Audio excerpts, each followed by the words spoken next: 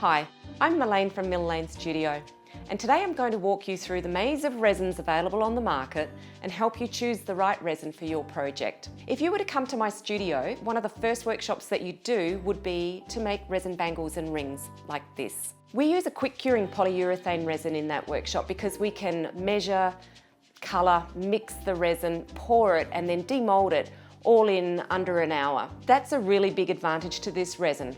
But there are some drawbacks as well. It bubbles a lot, it hates humidity, and it's not exactly clear.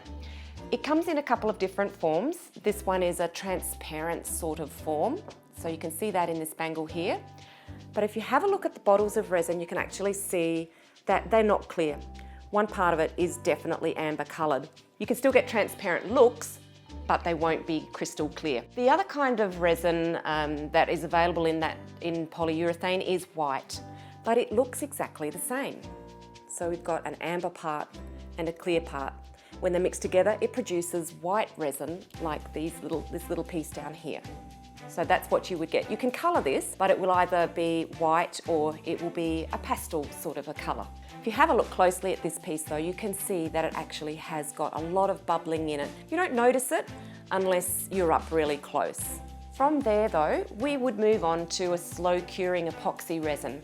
So something like this one here, where we can embed things into the resin and actually you can see them through there, it's very, very clear.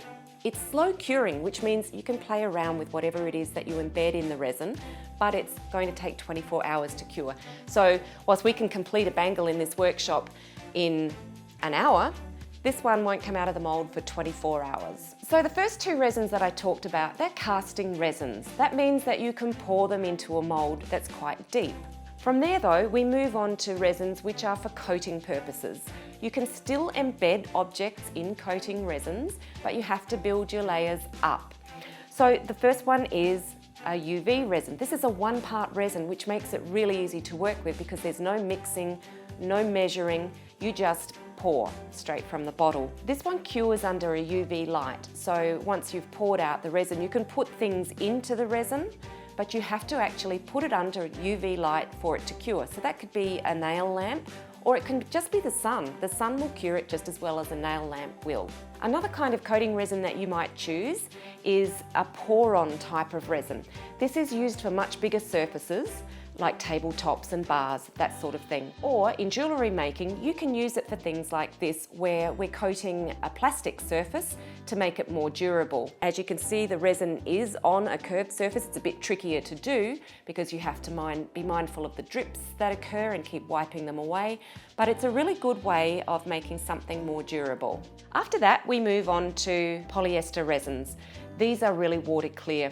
Beautiful resins in the finished product, but absolutely horrible to work with. They have a noxious odour.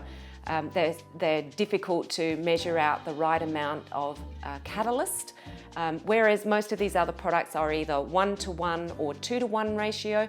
This one might be 30 mils to a handful of drops.